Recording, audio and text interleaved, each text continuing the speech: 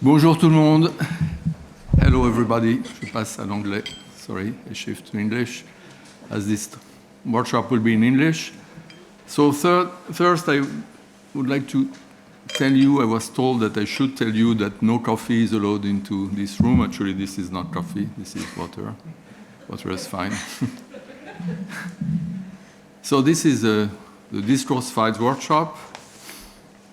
It's part of a project on mental files that have been ongoing for some time here at the Collège de France. And the mental file idea, as you know, has several disciplinary sources. There is one source that's psychological, that's the notion of an object file. There is another source that's linguistic. That's precisely this idea of discourse file, even though the label is new, the idea is old. That's the idea of a temporary file that we use to keep track of information given about an object that's introduced in the discourse. And so we sort of store information provided by the discourse into that temporary file. And the object in question is a so-called discourse reference. And the third source is philosophical. There is the notion of a mental file that's construed as an entry in the mental encyclopedia. And so there are obvious commonalities between these different notions, but there are also important differences.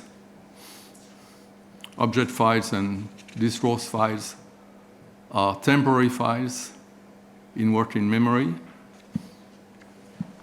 while the mental files that philosophers talk about, they're supposed to be standing files in long-term memory, so that's not quite the same thing.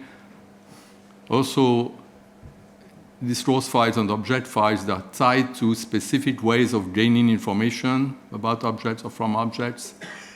Perception in the case of object files, or communication in the case of discourse files, while mental files abstract from particular ways of gaining information. They store whichever information is available about a particular entity that the file is about. So that's another difference. And of course, the three types of file map to three big areas of cognition: perception, language, and thought. So there are differences, but also, as I said, commonalities, and certainly it's worthwhile to explore the relations between these different things, and to ask very simple questions like, what happens when an object seen is identified as an object heard about, or what happens when an object either seen or heard about is identified as a familiar object about which one already has a standing mental file. Or what happens when a standing mental file is accessed or activated, what happens in working memory when some information from the file is, as it were, retrieved. All these questions are legitimate and interesting and raise a number of issues. Now, when I wrote a sort of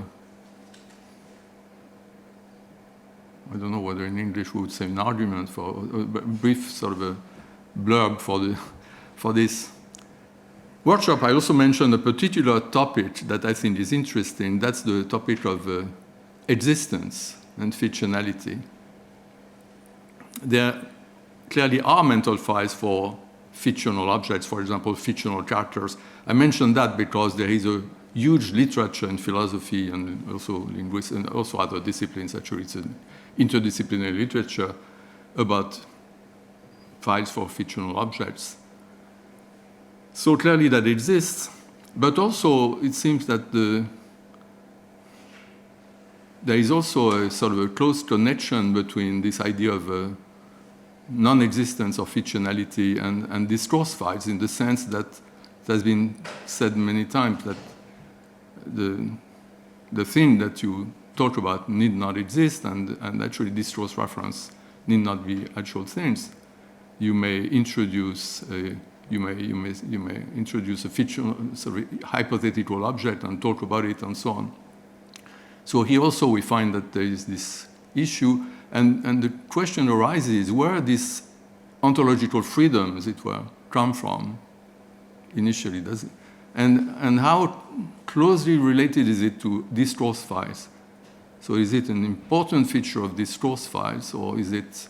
So there are all sorts of, I'm not going to go into details, all sorts of issues that arise in this connection. So I flag this as a particularly interesting topic, and I know that it will be discussed at some points in this workshop. So anyway, I hope we'll have discussions of some of these issues. I really looking forward to this, and I wish you all a good workshop. Thanks.